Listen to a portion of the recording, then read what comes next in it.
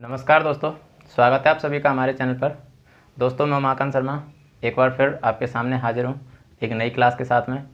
Topic अपना चल रहा है ट्रिग्नोमेट्री, और ट्रिग्नोमेट्री में बेसिक यानी ट्रायंगल का और एंगल का बेसिक हम पढ़ चुके हैं, और ट्रिग्नोमेट्री की स्टार्टिंग हम कर चुके थे जिसमें हाइपोटेनियस, बेस, परपेंडिकुलर, इन तीनों में क्या संबंध होता है ट्रिग्नोमेट्रिक रेशोज में, तो वो सारी चीज़ें हम देख चुके हैं। ठीक, अब हम आगे चलेंगे। तो अब देखो, आज मैं एक तो 90 माइनस थीटा वाले फॉर्मूले प्लस रेसिप्रोकल वाले फॉर्मूले प्लस ट्रिग्नोमेट्रिक आइडेंटिटीज इनको बताऊंगा। उसके साथ में ही अगर टाइम बचा तो मैं आपको कुछ होमवर्क भी दूंगा आज। ठीक है, कुछ होमवर्क भी दूंगा जो आपको कंप्लीट करना है कल की क्लास से पहले। ठीक है, देखो कल हमने बात कर ली थी जैसे साइन थीटा इक्वल्स टू लंब बटे कर्ण, कॉस थीटा इक्वल्स टू आधार बटे कर्ण, टेन थीटा इक्वल्स टू लंब बटे आधार, और कॉट थीटा इक्वल्स टू आधार बटे लंब, सेक थीटा इक्वल्स टू कर्ण बटे आधार, और कॉसेक थीटा इक्वल्स टू कर्ण बटे लंब। अगर मैं इसको इंग्लिश में लिखना चाहूँ तो perpendicular upon hypotenuse, base upon hypotenuse, perpendicular upon base, base upon perpendicular, hypotenuse upon base, और हाइपोटेनियस अपॉन परपेंडिकुलर। दोस्तों यहाँ पर एक चीज़ जो ध्यान रखने वाली है वो क्या है कि कुछ बच्चे थोड़ा सा यहाँ पर गड़बड़ ये कर देते हैं इंग्लिश मीडियम वाले कि H4 वो हाइट मान लेते हैं, जो गलत होता है। H4 हाइट नहीं होता, हाइट का मतलब तो वही परपेंडिकुलर ही होता है। ठीक, हाइट का हो परपेंडिकुलर का हो एक ही बात होती है। तो यहाँ पर हाइट P है, ठीक है, हाइट का हो या परपेंडिकुलर का हो वो क्या है, P है। H4 हाइपोटेनियस है, यहाँ पर हाइट नहीं है, तो इसका थोड़ा सा ध्यान रखना है। ठीक, अब देखो यहाँ से ये चीज़ तो हमने कल पढ़ ली थी, यहाँ से हम रेसिप्रोकल वाले फॉर्मूले निकालेंगे। देखो कैसे निकालते हैं। मैंने तीन चीज़ें ली, साइन थीटा इक्वल्स टू होता है लंब बटे कर्ण, ठीक है, और कॉस थीटा इक्वल्स टू होता है आधार बटे कर्ण, और टेन थीटा इक्वल्स टू होता है लंब बटे आधार। ये लिखे हुए हैं तीनों फॉर्मूले सामने ही। ठीक, यहाँ पर मैंने L मतलब लंब, के मतलब कर्ण, A मतलब आधार, ऐसे करके इनको रिप्रेजेंट कर दिया है। या ऐसे कह सकता हूँ कि perpendicular upon hypotenuse, base upon hypotenuse, और परपेंडिकुलर अपॉन बेस, ये कह सकता हूँ। अब देखो दोस्तों, मैंने क्या किया, ये है ना, इसका मैंने रेसिप्रोकल कर दिया, इसका मैंने व्युत्क्रम कर दिया। व्युत्क्रम का रेसिप्रोकल को उसका मतलब क्या होता है, उसका मतलब होता है कि जो न्यूमेरेटर यानी 1 अपॉन कर दो, 1 अपॉन कर दो। तो 1 अपॉन करेंगे, देखो ये आ जाएगा 1 upon sine theta equals to 1 upon perpendicular upon hypotenuse, या इसको कह सकता हूँ मैं लंब बटे कर्ण। और हम जानते हैं कि जो डिनोमिनेटर में जो फ्रैक्शन होती है यानी हर में जो भिन्न होती है, उसे जब हम ऊपर ले जाएंगे तो वो मल्टीप्लाई होके और इन्वर्स हो जाती है, यानी जो डिनोमिनेटर है वो न्यूमेरेटर हो जाता है, न्यूमेरेटर है वो डिनोमिनेटर हो जाता है। मतलब नीचे वाला नंबर और नीचे वाली जो क्वांटिटी है वो ऊपर और ऊपर वाली नीचे, ऐसे ऐसे हो जाता है चेंज। तो यहाँ से मैं लिख सकता हूँ 1 upon sine theta equals to, ऊपर तो है 1 इंटू ये लंब बटे कर्ण थी, तो अब क्या हो जाएगी कर्ण बटे लंब, यानी हाइपोटेनियस अपॉन परपेंडिकुलर, यही तो होगा। तो 1 upon sine theta equals to क्या आया, 1 से इसको मल्टीप्लाई किया तो क्या आया कर्ण अपॉन लंब। और जरा चेक करना कर्ण अपॉन लंब किसका फॉर्मूला है, कॉसेक का है ना, कॉसेक का है ना। तो इसका मतलब 1 upon sine theta equals to कर्ण अपॉन लंब, इसकी जगह कर्ण बटे लंब, इसकी जगह मैं क्या लिख सकता हूँ कॉसेक थीटा लिख सकता हूँ ना। ये लो पहला फॉर्मूला हमारा तैयार रेसिप्रोकल वाला। 1 upon sine theta equals to क्या होता है कॉसेक थीटा। अब इसी को मैं ऐसे भी तो लिख सकता हूँ भाई, इसी को मैं ऐसे भी लिख सकता हूँ, कॉसेक को यहाँ ले आओ, साइन को उधर ले जाओ, तो 1 upon cosec theta equals to sine theta, ऐसे भी तो कह सकता हूँ ना मैं। इसको मैं ऐसे भी कह सकता हूँ कि sine theta dot cosec theta equals to 1। भाई इसको भी मैं इधर ले गया तो sine theta dot cosec theta equals to 1, ये भी कह सकता हूँ। अगर मैं साइन को इधर ले आऊँ, इसके अपॉन में ले आऊँ, तो इधर देखते हैं, इसको मैं ऐसे भी लिख सकता हूँ फिर 1 upon sine theta dot cosec theta equals to 1, ऐसे भी कह सकते हैं। आया समझ में? तो कहने का मतलब है कि एक ही फॉर्मूले को हम कई तरह से तोड़ सकते हैं, एक ही फॉर्मूले को कई तरह से तोड़ा जा सकता है। तो इसलिए ये रेसिप्रोकल वाला जो फॉर्मूला है, पहला फॉर्मूला समझ में आया कि नहीं, 1/sin theta equals to cosec theta, ये आ गया ना समझ में? बस ये समझ में आ गया तो फिर मान लो कि अपना काम हो गया।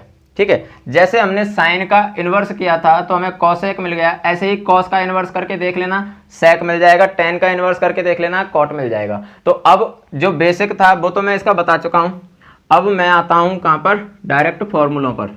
ठीक है, तो जो फॉर्मूले होते हैं वो कौन कौन से होते हैं, रेसिप्रोकल वाले। अब देखो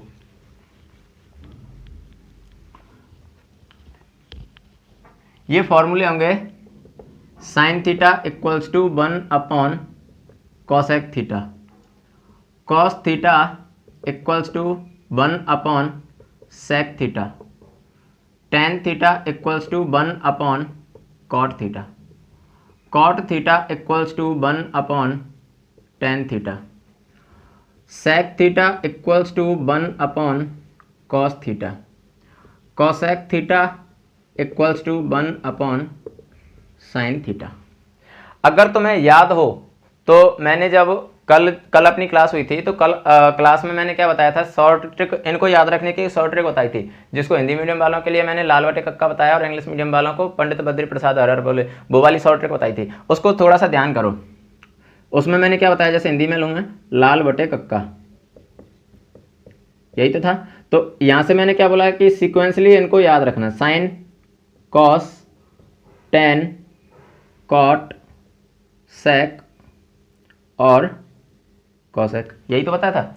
तो अब देखो साइन, कॉस, टेन, कॉट, सेक, कोसेक। अब रेसिप्रोकल फॉर्मूले को याद कैसे रख सकते हैं वो बता रहा हूं मैं, डायरेक्ट मतलब याद कैसे रख सकते हैं। देखो साइन के जस्ट नीचे क्या आ रहा है, कोसेक आ रहा है ना, तो साइन किसका रेसिप्रोकल होता है, कोसेक का। आया समझ में? ऐसे ही कोसेक किसका हो जाएगा फिर, साइन का। समझ में आया?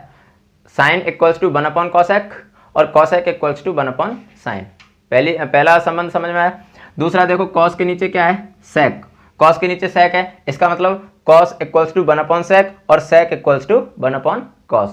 ऐसे ही टेन के अपॉन में क्या है, कॉट, तो cot tan equals to 1 cot और कॉट इक्वल्स टू 1/10। ये एक याद रखने का तरीका था जो मैंने बताया।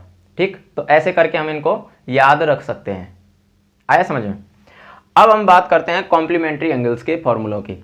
कॉम्प्लीमेंट्री एंगल्स के फॉर्मूले क्या हैं? देखो दोस्तों, इनमें जो समझाने वाली बात थी वो तो मैंने समझा दी, रही बात याद करने की तो वो तो प्रैक्टिस से याद हो जाते हैं। मैं फॉर्मूले कभी रटने को बोलता भी नहीं हूँ, जितना ज़्यादा तुम प्रैक्टिस करोगे, फॉर्मूलेज को यूज करोगे, ऑटोमेटिक वो याद हो जाते हैं। मैंने आज तक मैथमेटिक्स के फॉर्मूले याद नहीं किए क्योंकि मेरी रटने की कैपेसिटी नहीं है, और रटने की कैपेसिटी मैथ वालों को होनी भी नहीं चाहिए, क्योंकि अगर सारी चीज़ रटेंगे मैथ वाले तो फिर अदर स्ट्रीम वाले क्या करेंगे।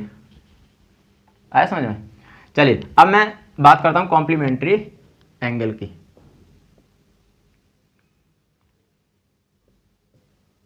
कॉम्प्लीमेंट्री एंगल्स फॉर्मूला, यानी इसको मैं कह सकता हूं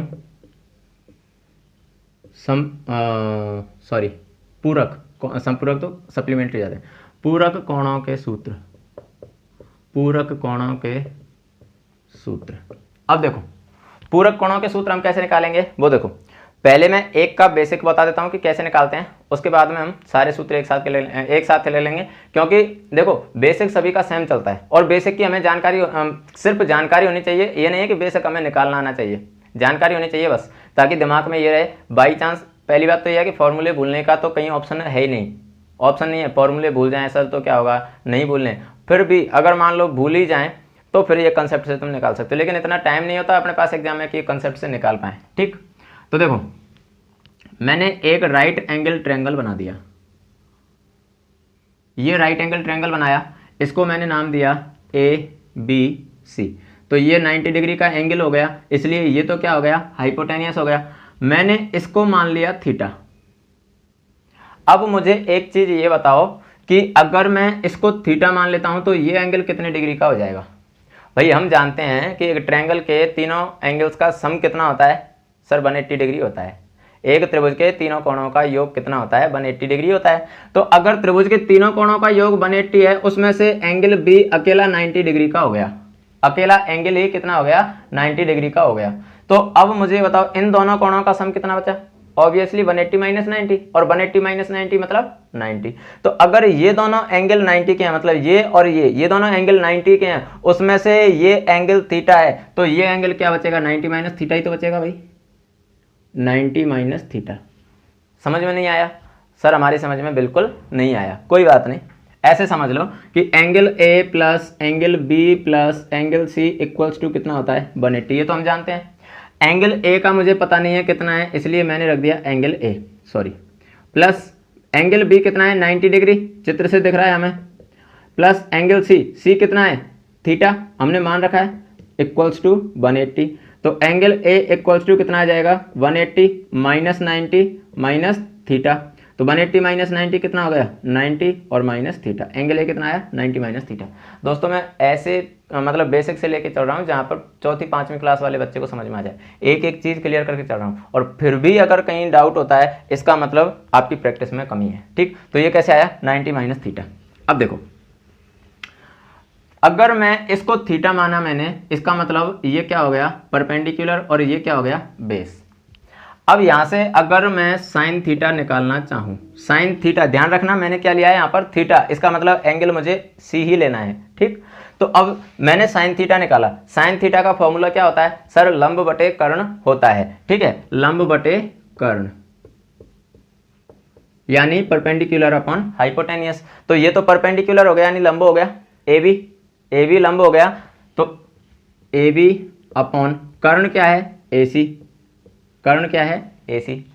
आया समझ में? तो ये क्या आया हमारा sine theta, A B upon A C. ठीक, ये मैंने थीटा लिया था तब आया। अब मैंने क्या किया, अब मैंने किया कि कॉस 90 माइनस थीटा निकाला, कॉस 90 माइनस थीटा निकाला। तो cos 90 माइनस थीटा, अब देखो मैंने एंगल कौन सा लिया है, 90 माइनस थीटा लिया है ना, तो 90 माइनस थीटा ये वाला एंगल लिया है, इसका मतलब है इस एंगल के लिए परपेंडिकुलर कौन होगा, इसके लिए परपेंडिकुलर ये होगा BC। तो इस एंगल के लिए यानी इसके लिए ये क्या हो गया, परपेंडिकुलर, और ये क्या हो जाएगा इसके लिए, बेस। ये वाला एंगल लिया जब हमने तब। ठीक है, तो cos 90 minus theta equals to क्या होता है, बेस अपॉन हाइपोटेनियस। ठीक है, यानी आधार बटे कर्ण, आधार बटे कर्ण, और आधार क्या है इसके लिए, बेस क्या है, ए बी, बेस क्या है, ए बी बटे कर्ण, तो वही रहेगा ए सी। अब जरा चेक करना, ए बी बटे ए सी और ए बी बटे ए सी दोनों बराबर है ना। कहने का मतलब साइन थीटा ही तो हमारा किसके बराबर आया, ए बी बटे ए सी के, और ए बी बटे ए सी किसके बराबर है, कॉस 90 माइनस थीटा के। तो क्या मैं यहां से ये कह सकता हूं कि sine theta equals to cos 90 minus theta, कह सकता हूँ। ये लो फॉर्मूला आ गया कॉम्प्लीमेंट्री एंगल का। कहीं कोई डाउट है? पर भैया हमें ऐसे प्रूव नहीं करना है, ये प्रूव कहाँ करते हैं हम, स्कूलों की क्लास में करते हैं। ठीक है, हमें नहीं करना है ऐसे प्रूव, हमें तो डायरेक्ट याद रखना है कि साइन किस में कन्वर्ट होगा, कॉस में, कॉस किस में होगा, साइन में, टेन किस में होगा, कॉट में, कॉट किस में होगा, टेन में, सेक किस में होगा, कॉसेक में, कॉसेक किस में होगा, सेक में। तो सर कैसे याद रखेंगे, रेसिप्रोकल में तो इसका उल्टा था, रेसिप्रोकल में तो साइन कॉस में साइन कॉसेक में कन्वर्ट हो रहा था, कॉस सेक में हो रहा था, टेन कॉट में हो रहा था।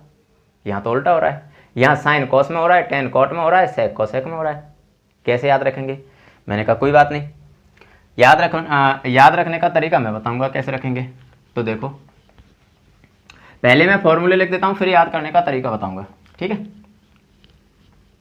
तो दोस्तों मैंने क्या किया, मैंने पहले फॉर्मूले लिखे, sine 90 minus theta equals to cos theta, cos 90 minus theta equals to sine theta, tan 90 minus theta equals to cot theta, cot 90 minus theta equals to tan theta, sec 90 minus theta equals to cosec theta, और cosec 90 minus theta equals to sec theta. ये हो गए हमारे 6 फॉर्मूले complementary angle के। ठीक, अब देखो कॉम्प्लीमेंट्री एंगल के फॉर्मूले को याद कैसे रखेंगे वो समझो। मान लो एक पार्टी चल रही है, ठीक है, एक पार्टी चल रही है, बहुत बढ़िया VIP पार्टी है, उसमें 6 लोग आए और एक दूसरे के आमने सामने खड़े हो गए। 6 लोग आए और 6 लोग एक दूसरे के आमने सामने कैसे खड़े हुए, देखो इसमें कौन कौन से लोग आए थे, साइन, कॉस, टेन, कॉट, सेक और कोसेक। इनके सामने ऐसे मान लो इनकी ही इमेज खड़ी कर दी। इनकी इमेज खड़ी करने का मतलब है कि साइन के सामने मैंने लिख दिया साइन, कॉस, टेन, कॉट, सेक और कोसेक। ठीक, इनके सामने मैंने इनकी इमेज खड़ी कर दी। अब क्या होगा, इन्होंने क्या किया कि अल्टरनेट में हैंडशेक किया। अल्टरनेट का मतलब है कि जो मेरे जस्ट सामने है ना, उससे मैं हैंडशेक नहीं करूंगा, मेरे अगले वाले की परछाई से मैं हैंडशेक करूंगा। तो क्या हुआ कि साइन ने हैंडशेक किससे किया, खुद से नहीं किया, खुद के सामने वाले की परछाई से किया, खुद के बगल वाले की परछाई से किया। ऐसे ही कॉस ने किससे किया, साइन से। टेन ने किससे किया, कॉट से। कॉट ने किससे किया, टेन से। सेक ने किससे किया, कॉसेक से। और कॉसेक ने किससे किया, सेक से। ऐसे करके इन्होंने हैंडशेक किया। क्या बता रहे हो सर, ये हैंडशेक किया मतलब क्या है इसका, समझ में नहीं आया? समझ में नहीं आया नहीं, तुम्हारे फॉर्मूले क्लियर हो चुके हैं। देखो देखना जरा, साइन किस में कन्वर्ट होता है, कॉस में। ये लो sine 90 minus theta equals to cos theta. Cos किस में कन्वर्ट होता है, साइन में। ये लो cos 90 minus theta equals to sine theta. Tan किस में कन्वर्ट होता है, कॉट में। Tan 90 minus theta equals to cot theta. Cot किस में कन्वर्ट होता है, टेन में। Cot 90 minus theta equals to tan theta. Sec किस में कन्वर्ट होता है, कॉसेक में। तो sec 90 minus theta cosec theta. Cosec किस में कन्वर्ट होता है, सेक थीटा में। तो cosec 90 minus theta sec theta. अब कहीं याद रखने में प्रॉब्लम होगी? अगर अब भी हो तो बताओ, कोई और तरीका ढूंढेंगे फिर। पर मुझे तो नहीं लगता, क्योंकि मैथ्स बैकग्राउंड है तो अभी तो प्रॉब्लम नहीं होनी चाहिए याद करने में, क्योंकि मैंने ऐसे ट्रिक के थ्रू भी बता दिया, उनको डिराइव करके भी बता दिया। ठीक, तो ये फॉर्मूले थे अपने। उसके बाद में दो फॉर्मूले ये भी आपको याद रखने हैं कि एक तो टेन थीटा इक्वल्स टू होता है साइन थीटा बटे कॉस थीटा। और चूंकि टेन का रेसिप्रोकल होता है कॉट थीटा, इसलिए कॉट थीटा इक्वल्स टू हो जाएगा कॉस थीटा बटे साइन थीटा। तो ये दो फॉर्मूले भी आपको याद रखने हैं। अब हम बात करेंगे ट्रिग्नोमेट्रिकल आइडेंटिटीज की। तीन आइडेंटिटीज होती हैं, और उन आइडेंटिटीज को हम प्रूव भी करेंगे, और उनको डायरेक्ट हमें याद भी रखना है, और साथ में उनकी फॉर्म को कन्वर्ट करना भी हमें आना चाहिए। ठीक है, तो देखो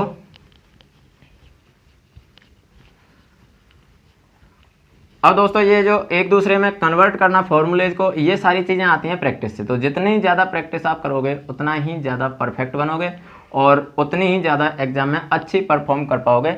चाहे कोई भी कोचिंग से क्लास ले लेना, कोई फ़ायदा नहीं है जब तक आप खुद प्रैक्टिस नहीं करोगे। ठीक है, तो अब मैं बात करता हूँ त्रिकोणमितीय सर्वसमिकाएं।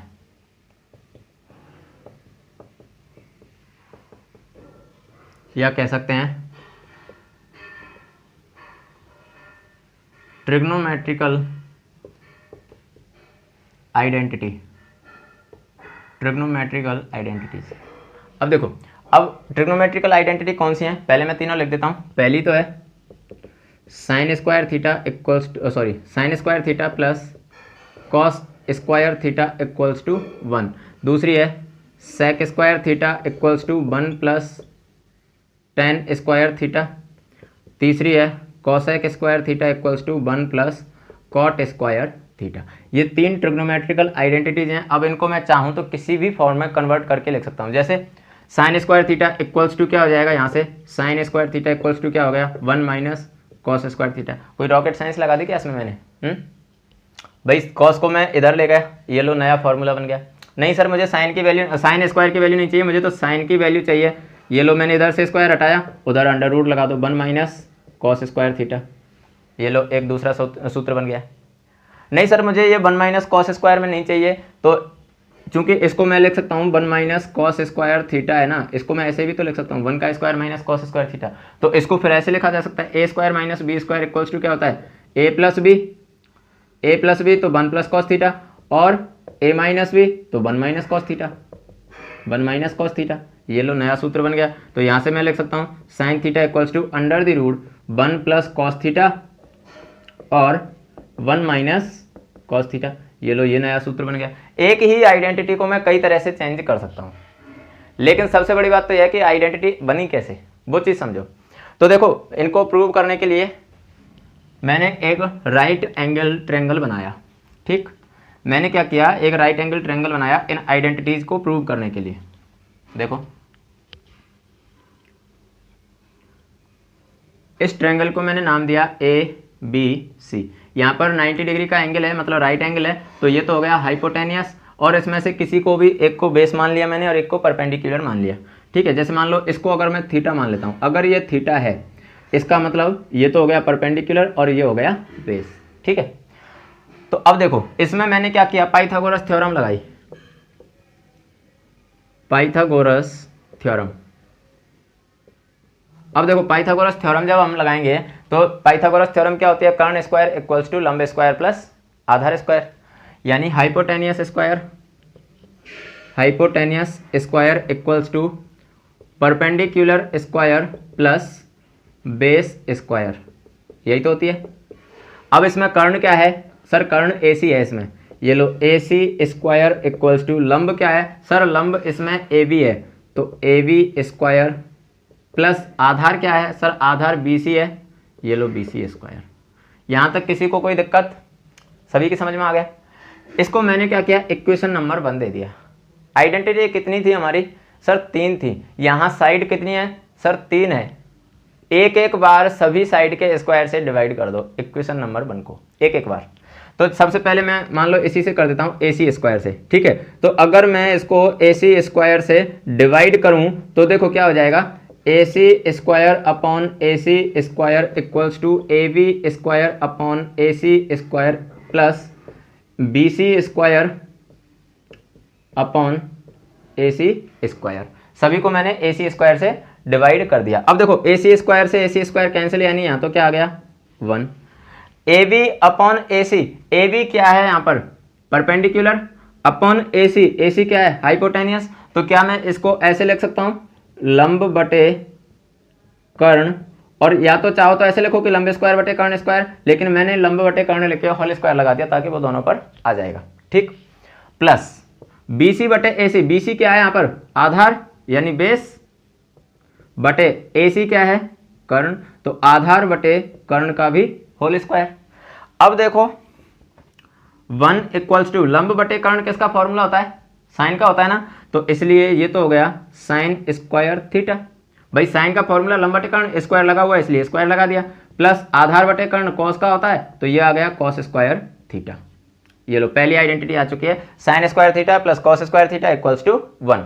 ठीक, तो ये पहली आइडेंटिटी हमारी आ चुकी है। अब बाकी दोनों आइडेंटिटी निकालने के लिए चाहो तो ये कर सकते हो कि उसके बाद में AB से डिवाइड कर दो, सॉरी AB स्क्वायर से डिवाइड कर दो तो दूसरी आइडेंटिटी आ जाएगी, BC स्क्वायर से डिवाइड कर दो तीसरी आइडेंटिटी आ जाएगी। चाहो तो ऐसे कर सकते हो कि इसी आइडेंटिटी को एक बार साइन स्क्वायर से डिवाइड कर दो, एक बार कॉस स्क्वायर से डिवाइड कर दो। अगर इसको साइन स्क्वायर से डिवाइड करें तो 1 अपॉन साइन स्क्वायर क्या हो जाएगा cosec square, sine square upon sine square क्या आ जाएगा 1, cos square upon sine square cot, तो cosec square equals to 1 plus cot square theta, ये दूसरी आइडेंटिटी आ जाएगी। उसके बाद में कॉस स्क्वायर से डिवाइड कर दो, तो ऐसे करके हमारी तीनों आइडेंटिटी आ जाती हैं। ठीक है, तो ये कुछ फॉर्मूले थे, कुछ बेसिक कंसेप्ट थे ट्रिग्नोमेट्री के, जो मैंने अभी कौन सा स्टैंडर्ड लिया है, अभी मैंने लिया है केवल 10th क्लास वाला स्टैंडर्ड, केवल 10th क्लास वाला स्टैंडर्ड लिया है। अब तुम्हारा दिमाग थोड़ा ब्रॉड होना चाहिए।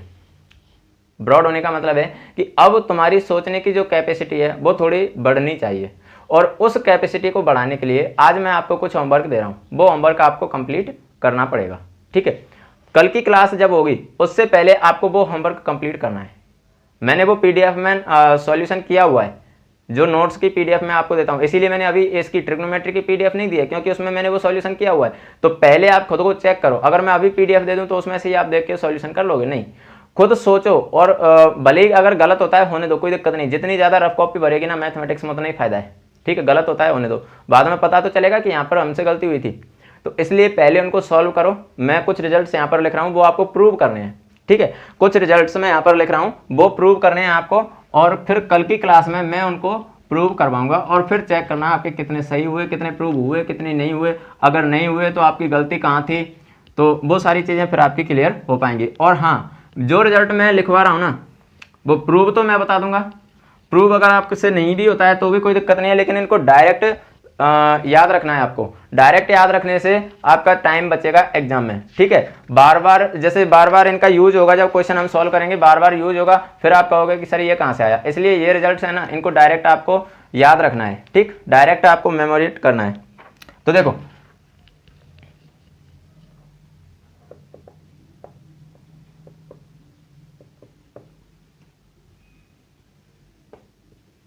सम इंपॉर्टेंट रिजल्ट्स यानी कुछ महत्वपूर्ण परिणाम, परिणाम मैं लिख रहा हूं और ये प्रूव आपको करने हैं, और अगर नहीं होते हैं तो कल की क्लास में मैं तो करवाऊंगा ही फिर, है ना। पहला है साइन की पावर 4 थीटा प्लस कॉस की power 4 theta equals to 1 minus 2 sine square theta cos square theta. जो भी फाउंडेशन की तैयारी कर रहे हैं ना उनको भी ये करना है। फाउंडेशन की तैयारी जैसे IIT जैम वगैरह की तैयारी कर रहे हैं ना उनको भी, क्योंकि वहाँ तो ये बहुत ज़्यादा काम आएंगे। जब आगे हम काम इनको जब अप्लाई करेंगे, क्वेश्चन में कई जगह डायरेक्ट अप्लाई होते हैं, तो इसलिए डायरेक्ट लर्न करने हैं। सेकंड ग्रेड फर्स्ट ग्रेड वालों को तो करने हैं, लेकिन फाउंडेशन वाले बच्चे जो देख रहे हो इस वीडियो को, तो उनको भी ये करना है, ठीक है। सेकंड रिजल्ट है साइन की पावर 6 थीटा प्लस कॉस की पावर 6 थीटा, साइन की पावर 6 थीटा प्लस कॉस की power 6 theta equals to 1 minus 3 sine square theta cos square theta, 1 minus 3 sine square theta cos square theta. Third result sec square theta dot cosec square theta, sec square theta dot cosec square theta equals to होता है sec square theta plus cosec square theta, sec square theta plus cosec square theta. दिमाग की बत्ती हिली होगी, sir ये क्या हो गया, ये प्रोडक्ट से सम कैसे हो गया, प्रोडक्ट से सम कैसे हो गया। तो ये प्रूव करना है, होता तो है लेकिन प्रूव करना है आपको। अगर नहीं होता है तो फिर कल मैं तो बताऊंगा ही, ठीक है। तो ये आपको प्रूव करना है। और रिजल्ट्स मैं बता रहा हूँ। फोर्थ रिजल्ट्स है, मैं इसकी ये क्लिप खोल लेता हूँ ताकि ये क्लियर दिख जाए ना।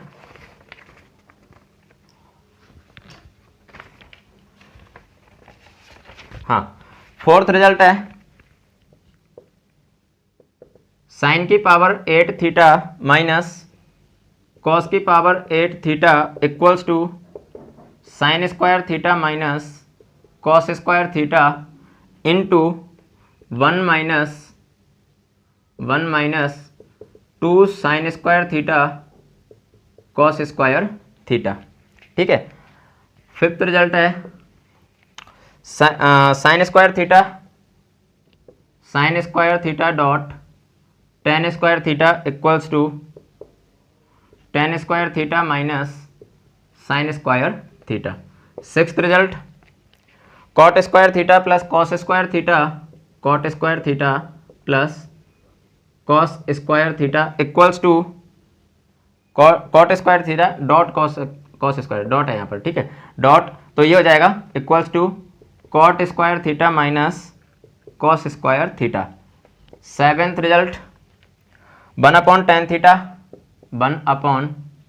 Ten theta plus cot theta equals to sine theta dot cos theta, sine theta dot cos theta. Eighth result 1 plus sine theta upon cos theta, 1 plus sine theta upon cos theta equals to cos theta upon 1 minus sine theta equals to sec theta plus tan theta, sec theta plus tan theta equals to under the root 1 plus sine theta upon 1 minus sine theta, 1 minus sine theta, ठीक है। चलो ये eighth result हैं, ये आप कर लेना। बाकी अभी और भी हैं, काफ़ी सारे हैं, वो फिर हम कल की क्लास में लेंगे, क्योंकि कल की क्लास में इनका तो मैं सॉल्यूशन करवाऊंगा साथ के साथ में। जैसे आज होमवर्क दिया है ऐसे ही बाकी के रिजल्ट्स में कल की क्लास में आपको होमवर्क के रूप में दूंगा। तो थैंक यू दोस्तों, वीडियो को देखते रहने के लिए और चैनल को अपना प्यार देने के लिए। यहाँ से आपको कुछ नया मिल रहा हो, कुछ यूनिक मिल रहा हो, कुछ अच्छा मिल रहा हो तो अपने दोस्तों में ज़रूर शेयर करें, जिससे कि आप शेयर करते हो उससे हमें भी थोड़ा सा मोटिवेशन मिलता है और हम भी आपके लिए नए नए आइडियाज़ या नए तरीके और नया कुछ करने का सोचते हैं। तो इसलिए अगर यहाँ से कुछ यूनिक मिल रहा हो तो बेशक दोस्तों में शेयर जरूर करें। Thanks a lot for watching our video. Thank you.